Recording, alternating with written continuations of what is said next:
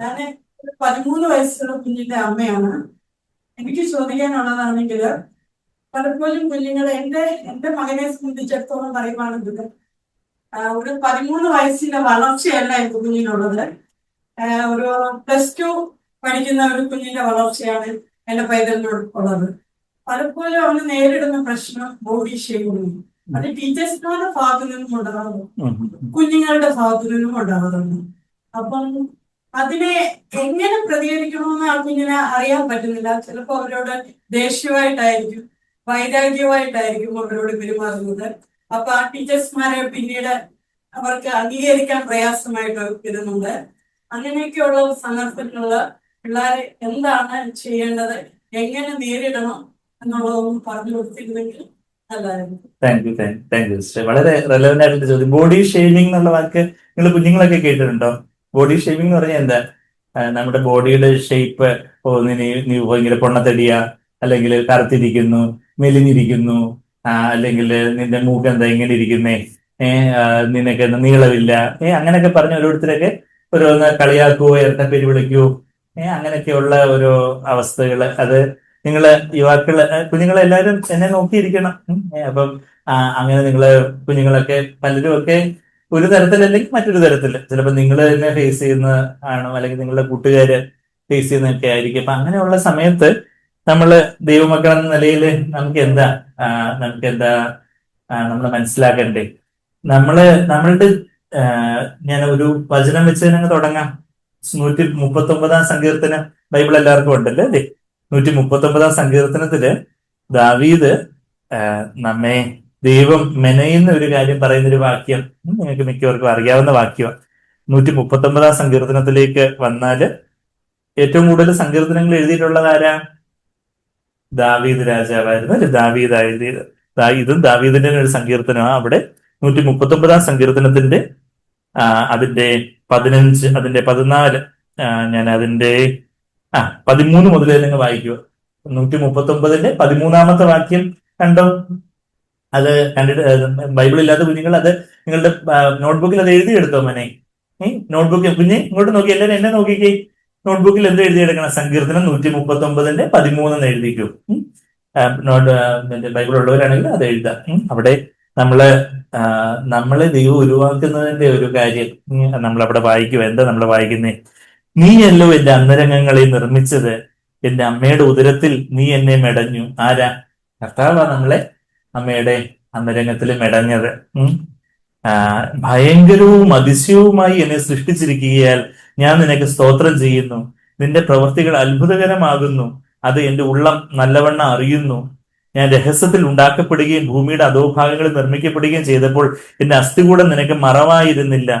അതിന്റെ 16 വാക്യം, ഞാൻ പിണ്ടാകാരമായിരുന്നപ്പോ, പിണ്ടാകാരം എന്ന് പറഞ്ഞാൽ എന്താ? ഒരു അൺഫോംഡ് സബ്സ്റ്റൻസ്, അതായത് ഗർഭസ്ഥ ശിശുക്കളുടെയൊക്കെ അമ്മമാരുടെ ഗർഭിണിയായിട്ടുള്ള അമ്മമാരുടെ സ്കാനൊക്കെ നമ്മള് ചിലപ്പോൾ നിങ്ങൾ പിക്ചറില് ഫോട്ടോയിലൊക്കെ കണ്ടിട്ടുണ്ടെങ്കിൽ അതിന്റെ സ്കാനില് എന്താ ആദ്യമൊക്കെ ഒരു വാൽമാക്രിയുടെ കൂട്ടിരിക്കും, വലിയൊരു തലയും ചെറിയ ഉടലും ഒക്കെ ആയിട്ടായിരിക്കും കുഞ്ഞുങ്ങളുടെ ശരീരം. അങ്ങനെ നമ്മളൊക്കെ നമ്മുടെ അമ്മയുടെ ഉദരത്തിൽ ഉരുവായി വന്നത്. അപ്പൊ ഒരു അൺഫോംഡ് സബ്സ്റ്റൻസ് കണ്ട ഒരു മനുഷ്യ കുഞ്ഞാന്ന് തോന്നുന്നില്ല, വലിയൊരു തലയും ചെറിയ കൈകാലുകളും ഒക്കെ ആയിട്ടായിരിക്കും. അതായത് പിന്നെ പതുക്കെ ഒരു കുഞ്ഞിന്റെ ഒരു ഫോമിലേക്ക് അത് ഉരുവായി വരുന്നത്.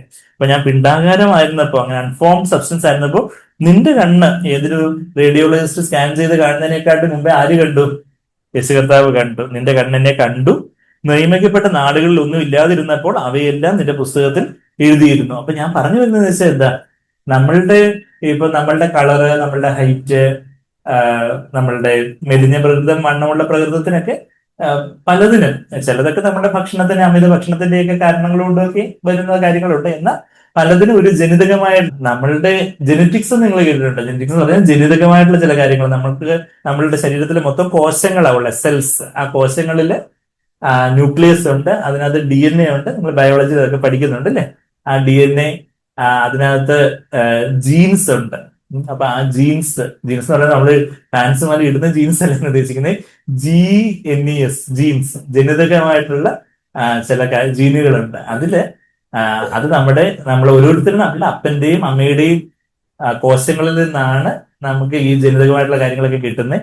അപ്പൊ അതുകൊണ്ട് നമ്മളുടെ ഇപ്പൊ കളറ്, ഹൈറ്റ്, ഈവൻ ചിലപ്പോൾ ചില രോഗങ്ങൾ ഉണ്ടാകാനുള്ള ചില പ്രവണത, അങ്ങനെയൊക്കെയുള്ള പല കാര്യങ്ങളും ഒക്കെ പാരമ്പര്യമായിട്ട്, അതായത് ജനിതകമായിട്ട് അബിലിയലായിട്ട് നമ്മൾ ഇൻഹെറിറ്റ് ചെയ്യുന്ന കാര്യങ്ങളാണ്. പക്ഷെ അതൊക്കെ ആരാ ഇപ്പം ഒരു വീട്ടിൽ തന്നെ രണ്ടോ മൂന്നോ സഹോദരങ്ങൾ കാണും. ചിലപ്പോൾ ഒരാൾ അമ്മയെ പോലെ ഇരിക്കുമായിരിക്കും, ചിലർ അച്ഛനെ പോലെ ഇരിക്കുമായിരിക്കും, ചിലർ ഒരു മിക്സർ ആയിരിക്കും, ചിലർ അപ്പൂപ്പനെ പോലെ ഇരിക്കുമായിരിക്കും, ചിലര് അമ്മാവനെ പോലെ ചില മുഖച്ചായയും കാര്യങ്ങളൊക്കെ കാണും. അപ്പം ഇതിന്റെയൊക്കെ ഓരോന്നിന്റെയും മിക്സർ നമ്മളിൽ എങ്ങനെ നമ്മളുടെ കളറ്, നമ്മൾ എത്ര ഹൈറ്റ് വെക്കും, അല്ലെങ്കിൽ നമ്മളുടെ ചില ശാരീരികമായിട്ടുള്ള ചില പ്രത്യേകതകളും കാര്യങ്ങളും ഒക്കെ, നമ്മളുടെ മൂക്കിന്റെ നീളം, താടിയുടെ വലിപ്പം, അല്ലെങ്കിൽ ചില പലതരത്തിലുള്ള കാര്യങ്ങളും ഒക്കെ അത് ജനിതകമായിട്ട് നിർമ്മിക്കപ്പെടുന്നു എന്ന് പറയുമ്പോൾ അവിടെ ആരെ ഇതെല്ലാം മെനഞ്ഞെടുത്തേ നമ്മളിപ്പോ വായിച്ചേ? കർത്താവാണ്. അപ്പൊ നമുക്ക് കർത്താവാണ് നമ്മളെ എങ്ങനെ സൃഷ്ടിച്ചിരിക്കുന്നത്, ഫിയർഫുള്ളി ആൻഡ് വണ്ടർഫുള്ളി മെയ്ഡ്, ഭയങ്കരവും അതിശയകരമായി സൃഷ്ടിച്ചിരിക്കുന്നു. ഒരു പോൾ ബ്രാൻഡ് എന്ന് പറയുന്ന ഒരു ഡോക്ടർ എഴുതിയൊരു പുസ്തകത്തിന്റെ പേര് അദ്ദേഹം ഈ ഒരു സങ്കീർത്തനത്തിന്റെ ഈ വാക്യം ഫിയർഫുള്ളി ആൻഡ് വണ്ടർഫുള്ളി മെയ്ഡ്, ഇപ്പൊ നമ്മൾ വായിച്ചില്ലേ 130 അതിന്റെ ഭയങ്കരവും അതിശയകരമായി സൃഷ്ടിച്ചിരിക്കുന്നു എന്ന് നമ്മൾ അതിന്റെ 14ാമത്തെ വാക്യത്തിൽ വായിച്ചിരുന്നു. 139:14. പോൾ ബ്രാൻഡ് എന്ന് പറയുന്ന ഒരു ഫേമസ് ആയിട്ടുള്ള ലെപ്രസി പേഷ്യൻസിനൊക്കെ ബെല്ലൂർ ഹാൻഡ് എന്നൊക്കെ പറയുന്ന വലിയ ഡിസ്കവറി ഒക്കെ ചെയ്ത വലിയൊരു പ്രശസ്തനായ ഒരു ഡോക്ടർ അദ്ദേഹം എഴുതിയ ആ പുസ്തകത്തിൽ, മോനെ ഇങ്ങോട്ട് നോക്ക്, ആ പുസ്തകത്തിന്റെ പേരെന്താ, ഇങ്ങോട്ട് നോക്കാൻ പറഞ്ഞ് എന്നെ നോക്കണം, ആ പുസ്തകത്തിന്റെ പേരെന്താ എഴുതിയിരിക്കുന്നത്? ഫിയർഫുള്ളി ആൻഡ് വണ്ടർഫുള്ളി മെയ്ഡ് എന്ന് പറഞ്ഞാൽ ഭയങ്കരവും അതിശയകരമായിട്ട് എന്നെ സൃഷ്ടിച്ചിരിക്കുന്നു. അപ്പൊ നമ്മൾ കണ്ണാടി നോക്കിയിട്ട് അയ്യോ ഞാൻ എന്താ കൊള്ളാത്തില്ല, എനിക്ക് വണ്ണം കൂടിപ്പോയി, എനിക്ക് കളർ കുറഞ്ഞു പോയി, കളർ കൂടിപ്പോയി, എന്നെ മുടി ചുരുണ്ടിരിക്കുന്നു, നീണ്ടിരിക്കുന്നു എന്ന് പറഞ്ഞ് നമ്മള് കണ്ണാടി നോക്കിയിട്ട് ദൈവത്തോട് എന്താ ദൈവം എന്നെ ഇങ്ങനെ സൃഷ്ടിച്ചെന്നല്ല പറയുന്നത്. പക്ഷെ എന്താ ദാവീദ് പറയുന്ന പോലെ ഞാൻ സ്തോത്രം ചെയ്യുന്നു, ഐ താങ്ക് യു. അതാ നമ്മള് അതിന്റെ 14ാമത്തെ വാക്യത്തിൽ I will give thanks to you for I am fearfully and wonderfully made. 14ാമത്തെ വാക്യം ഭയങ്കരവും അതിശയവുമായി എന്നെ സൃഷ്ടിച്ചിരിക്കുകയാൽ ഞാൻ നിനക്ക് സ്തോത്രം ചെയ്യുന്നു. അപ്പൊ ചില കുഞ്ഞുങ്ങൾക്ക് പല പല കാരണങ്ങളും ഉണ്ട്, ഭക്ഷണ രീതികളിലുള്ള ചില പ്രയാസങ്ങളും വ്യതിയാനങ്ങളും കാരണവും ഉണ്ടാകുന്ന കാര്യങ്ങളുണ്ട്. എന്നാൽ പല ജനിതകമായിട്ടുള്ള കാരണങ്ങൾ കൊണ്ടും എന്തുണ്ടാകാം, ഇതുപോലൊക്കെയുള്ള ചില ശരീര പ്രകൃതങ്ങളും കാര്യങ്ങളും ഒക്കെ ഉണ്ട്. ശരിയാണ്, ഭക്ഷണ രീതി നമ്മൾ ഇപ്പം വണ്ണം കൂടിയിട്ടുള്ളവർക്ക് അതിനനുസരിച്ച് നമ്മൾ ഡയറ്റും എക്സസൈസും ഒക്കെ ചെയ്ത് വണ്ണം കുറയ്ക്കുകയോ അങ്ങനെയൊക്കെ കാര്യങ്ങളൊക്കെ ചെയ്യുന്നതൊക്കെ നല്ലത് തന്നെ. എന്നാൽ ചിലപ്പോൾ ചിലർ എത്ര ട്രൈ ചെയ്തിട്ട് പ്രയാസമുള്ളവരൊക്കെ കാണും. ഇനി നമ്മൾ ആരെയും വിധിക്കാനോ നമ്മൾ ആരെയും കല്ലെറിയാനോ നമ്മൾ ആരുമല്ല. പിന്നെ ചിലർക്ക് മെലിഞ്ഞ പ്രകൃതമായിരിക്കും, അവർ എത്ര മസിൽസ് വെക്കണമെന്ന് നോക്കിയാലും വണ്ണം കൂടണം എന്ന് തോന്നിയാലും ഒക്കെ ഒരു നീ എന്താ എല്ല് കോലമായിട്ടിരിക്കുന്നേ, നീ എന്താ ഇങ്ങനെ മെലിഞ്ഞ് അതുപോലെ എല്ലനായിട്ടിരിക്കുന്നേ എന്നൊക്കെ പറഞ്ഞ് ഒക്കെയുള്ള ചില കാര്യങ്ങൾ. അപ്പൊ ചിലരുടെ ശബ്ദത്തിലുള്ള ചിലർക്ക് ഒരു ഹസ്കി വോയിസ് ആയിരിക്കും, അത്ര ചിലപ്പം വല്ല കാര്യങ്ങളൊക്കെ കാണാം. അങ്ങനെയൊക്കെയുള്ള ചില കാര്യങ്ങളൊക്കെ നമുക്ക് എല്ലാവർക്കും നമ്മളുടേതായ ഓരോ പ്രത്യേകതകളുമായിട്ടാണ് ദൈവം നമ്മളെ സൃഷ്ടിച്ചിരിക്കുന്നത്. ഇപ്പം ബൈബിളില് ദൈവം ഏറ്റവും എടുത്ത് ഉപയോഗിച്ച ഒരു അപ്പോസ്തലിനെ കുറിച്ച് വായിക്കുന്ന ആരെ കുറിച്ചാണ്? ബൈബിളിലെ ഏറ്റവും അധികം പുതിയ നിയമ പുസ്തകങ്ങൾ എഴുതിയിട്ടുള്ള അപ്പോസ്തലൻ ആരാ? ഒരു മോള് പറഞ്ഞു, ആരാ? പൗലോസ്, പോൾ. പോളിനെ കുറിച്ച് ചരിത്രം പറയുന്നത് നമ്മൾ ബൈബിളിൽ അത് വായിക്കുന്നില്ല, പക്ഷെ ചരിത്ര പുസ്തകങ്ങൾ പറയുന്ന പൗലോസിന് 4 അടി പൊക്കേ ഉണ്ടായിരുന്നുള്ളെന്ന് പറയുന്നത്. 4 അടി പൊക്കം എന്ന് പറഞ്ഞാൽ എന്തുകൊണ്ട്, ഇപ്പൊ ഇവിടെ നിൽക്കണമെങ്കിൽ ഒരു സ്റ്റൂളൊക്കെ എടുത്ത് പൗലോസിനെ എടുത്ത് നിർത്തേണ്ട വരുമായിരുന്നു. ദൈവം ഏറ്റവും അധികം എടുത്ത് ഉപയോഗിച്ചൊരു മനുഷ്യനാ പൗലോസ് അപ്പോസ്തലൻ എന്ന ചരിത്രങ്ങൾ പറയുന്നത് പൊക്കക്കുറവുള്ള ഒരു മനുഷ്യനായിരുന്നു പൗലോസ്. പൗലോസിന് അത് മാത്രമല്ല, ഒരു നീണ്ട മൂക്കൊക്കെ, ഒരു ഹുക്ഡ് നോസ് ഒക്കെ ആയിരുന്നു പൗലോസിന് ഉണ്ടായിരുന്നത്. നല്ല കഷണ്ടി ഉണ്ടായിരുന്നു എന്നൊക്കെ. ഇപ്പൊ ചില ആൺകുട്ടികൾക്ക് എസ്പെഷ്യലി 20 വയസ്സൊക്കെ ആകുമ്പോഴത്തേക്ക് ചെറുതായിട്ട് കഷണ്ടി കയറാനൊക്കെ ചെറുക്ക് തുടങ്ങുമ്പോഴത്തേക്ക് ഭയങ്കര വെപ്രാണ്. അയ്യോ എനിക്ക് കഷണ്ടി വരുന്നു അങ്ങനെയൊക്കെ പറഞ്ഞ് എന്നെ എല്ലാവരും കളിയാക്കും, മുട്ടയെന്ന് വിളിച്ച് എന്നൊക്കെ പറഞ്ഞ് ചിലപ്പോൾ ചെറുപ്പക്കാർക്കൊക്കെയുള്ള ചില ടെൻഷനും കാര്യങ്ങളൊക്കെ കാണാം. ചിലർക്കാണെങ്കിൽ കളർ അത്ര പോരാ, അല്ലെങ്കിൽ എനിക്ക് മറ്റേവരുടെ അത്രയും മസിൽ കിട്ടുന്നില്ല, അങ്ങനെയൊക്കെയുള്ള പല കാര്യങ്ങളും ഒക്കെ കാണാം. അപ്പം ഞാൻ പറഞ്ഞ ചില പൗലോസ് അപ്പോസ്തലൻ ദൈവം ഏറ്റവും അധികം എടുത്ത് ഉപയോഗിച്ച മനുഷ്യനാണ്. അപ്പൊ അദ്ദേഹത്തിന് അങ്ങനെയുള്ള കാര്യങ്ങൾ ഉണ്ടായിരുന്നുള്ളൂ. പക്ഷേ അതുകൊണ്ട് ദൈവത്തിന്റെ പ്രവൃത്തി അദ്ദേഹത്തിന് ലിമിറ്റഡ് ആയോ, പരിമിതപ്പെട്ടോ? ഇല്ല. അപ്പൊ നമ്മളുടെ ലുക്സിലൊന്നും വലിയ കാര്യമൊന്നുമില്ല. ഇപ്പൊ നമ്മൾ ഏറ്റവും വലിയ സുന്ദരി എന്ന് പറയുന്ന ആള് എന്തെങ്കിലും ഒന്ന് മറിഞ്ഞു വീണ് എവിടെല്ലാം പോറിയ അത്രേ ഉള്ള സൗന്ദര്യം, അല്ലെങ്കിൽ എന്തെങ്കിലും ഒരു ആക്സിഡന്റ് പറ്റി എന്തെങ്കിലും ഒരു ചെറിയൊരു പക്ഷാഘാതം മാതിരിയൊക്കെ വന്നാൽ അത്രേ ഉള്ള സൗന്ദര്യം. നമ്മൾ ഒരു ഭയങ്കര ലോകസുന്ദരന ലോകസുന്ദരിയ, പക്ഷെ നമുക്കൊന്നും അഹങ്കരിക്കാനൊന്നുമില്ല. സൗന്ദര്യം ഉള്ളെന്ന് പറയുന്നവർക്ക് അതൊക്കെ സൗന്ദര്യം എന്നൊക്കെ പറയുന്നത് beauty is in the eyes of the viewer seer എന്ന് പറയും. കാണുന്ന ആളുടെ കണ്ണില സൗന്ദര്യം ഉള്ളത്. അപ്പം ചിലർക്ക് സൗന്ദര്യം ഉണ്ടെന്ന് തോന്നും, ഇല്ലെന്ന് തോന്നും. അപ്പൊ അതൊക്കെ അതിനെക്കുറിച്ച് നമുക്ക് അഹങ്കരിക്കാനും ഇല്ല. നമുക്കൊരു ലോ സെൽഫ് എസ്റ്റീം, ഒരു താഴ്വ് മനപ്പാൻമൈ എന്നൊക്കെ തമിഴിൽ പറയും. ഞാൻ വെല്ലൂരായിരുന്നല്ലോ ഈ MD ഒക്കെ പഠിച്ചത്. അവിടെ ലോ സെൽഫ് എസ്റ്റീം ഞങ്ങൾ തമിഴിൽ പറയുന്ന ഞങ്ങൾ എന്ന് പറയുന്ന ഞങ്ങൾ തമിഴിൽ പറയുന്നത് താഴ്വ് മനപ്പാൻമ, അല്ലെങ്കിൽ ഒരു ഒരു താഴ്ന്ന ഒരു നമ്മളെ കുറിച്ച് ഒരു അപകർഷതാബോധം എന്നൊക്കെ നമ്മൾ മലയാളത്തിൽ പറയുന്ന സംഭവം. അപ്പൊ അങ്ങനെ ഒരു കാര്യം നമുക്ക് പാടില്ല. വെച്ചാൽ നമ്മൾ ബാക്കിയുള്ളവരോട് എങ്ങനെ പ്രതികരിക്കും എന്നുള്ള കാര്യം ഞാൻ പറയാം. പക്ഷെ പ്രതികരിക്കുന്നതിന് മുമ്പേ നമുക്ക് അതിനെക്കുറിച്ച് ദൈവമാണ് നമുക്ക് ഈ ഫീച്ചേഴ്സ് തന്നെ. ഈ accept our body and our body features just as they are.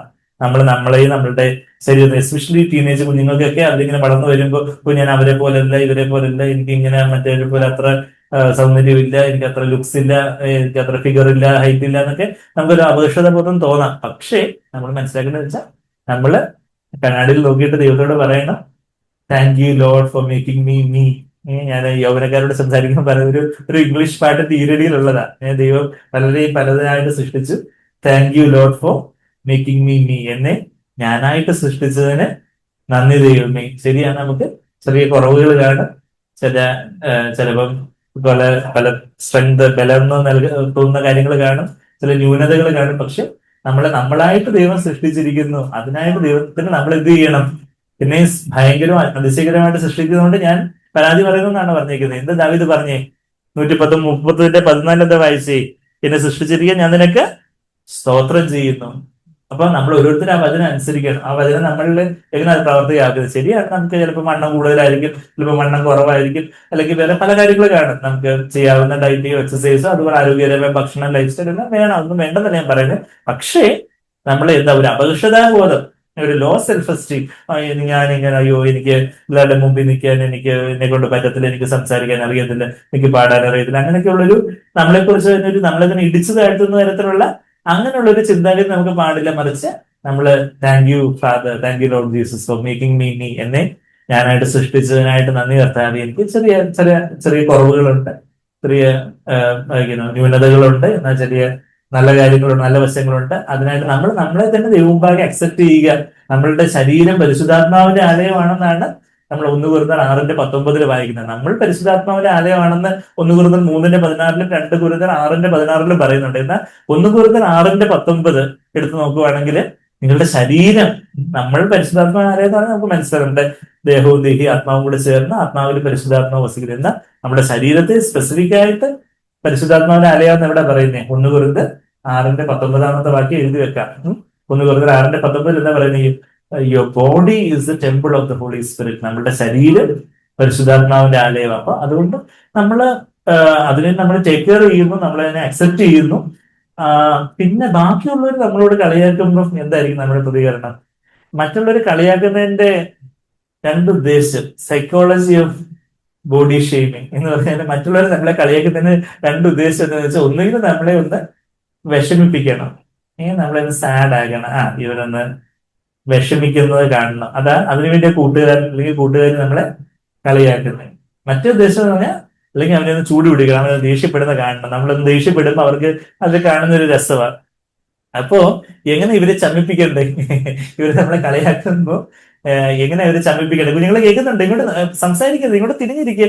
കൂട്ടുകാരന്മാർ നിങ്ങളെ ഫ്രണ്ട്സ് നിങ്ങളെ കളിയാക്കിയാല് എന്ത് ചെയ്യണം? വിഷമിക്കാനും പോകരുത്, ദേഷ്യപ്പെടാനും പോകരുത്.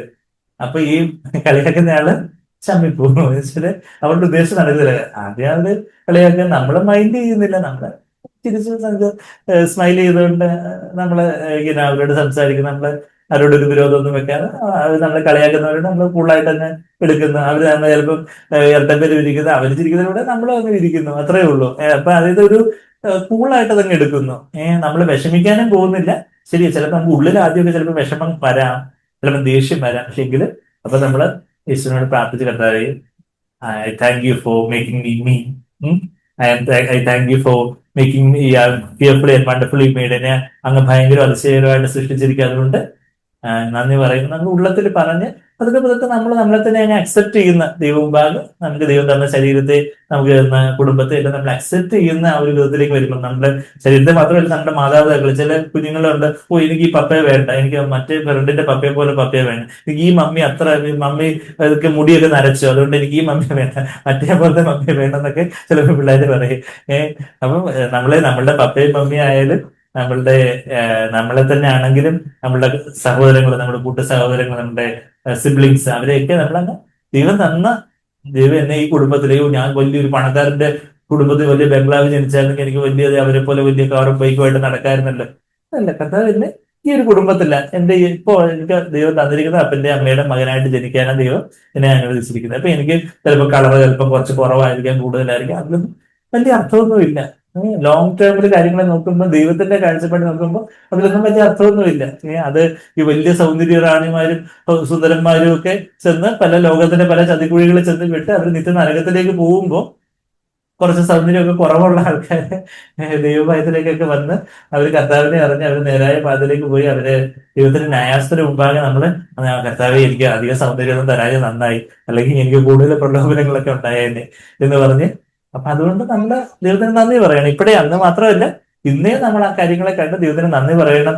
നമ്മളെ കളിയാക്കാൻ വരുന്നവര് ഒന്നെങ്കിൽ നമ്മളെ വിഷമിപ്പിക്കാനോ അല്ലെങ്കിൽ നമ്മളെ ചൂടാക്കാനോ ആണ് ഇത് നോക്കുന്നത്. പക്ഷെ നമ്മളത് കൂളായിട്ട് ഇത് എടുക്കുമ്പോൾ അവരതിനങ്ങ് ചമ്മിക്കോളും. പിന്നെ നമ്മൾ അവരെ ഇപ്പം വല്ലാതെ ഒത്തിരി ഹർട്ട് ചെയ്യുന്നു അങ്ങനെയൊക്കെ ഉണ്ടെങ്കിൽ, കൊച്ചു പിള്ളേരൊക്കെയാണ് അവർക്ക് ഫേസ് ചെയ്യാൻ പറ്റുന്നുണ്ടെങ്കിൽ ഓഫ്കോഴ്സ് നമുക്ക് ടീച്ചേഴ്സിനോട് കാര്യങ്ങൾ പറയാം. ടീച്ചേഴ്സ് അങ്ങനെ ചെയ്യുന്നവരുണ്ടെങ്കിൽ തീർച്ചയായിട്ടും ടീച്ചേഴ്സിന് നല്ല കൗൺസിലിംഗ് കൊടുക്കേണ്ടതായിട്ടുണ്ട്.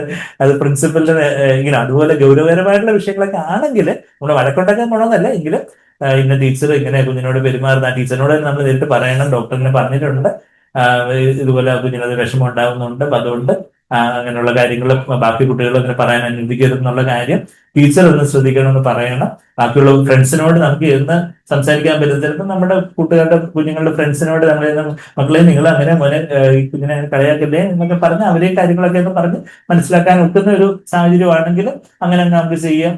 ടീച്ചേഴ്സിനോട് ഒന്ന് വാണിംഗ് കൊടുക്കണമെന്ന് പറയേണ്ട സ്ഥലത്ത് വാണി ടീച്ചേഴ്സിനെ അനുസരിച്ചില്ലെങ്കിൽ പ്രിൻസിപ്പലിനോട് പറയാം. ഒരു നിവൃത്തിയില്ല, വല്ലാത്തൊരു സ്കൂളാണെങ്കിൽ സ്കൂൾ മാറ്റാം.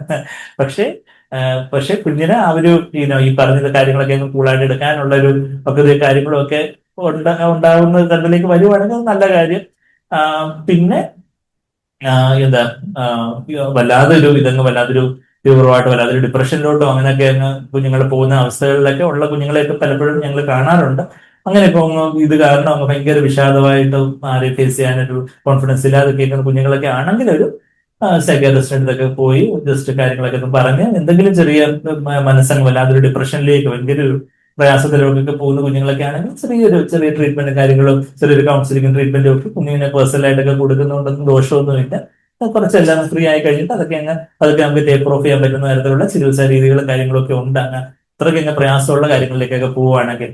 ഞാൻ പറഞ്ഞത് ചോദ്യത്തിന് ഉത്തരവായി എന്ന് വിശ്വസിക്കുന്നു.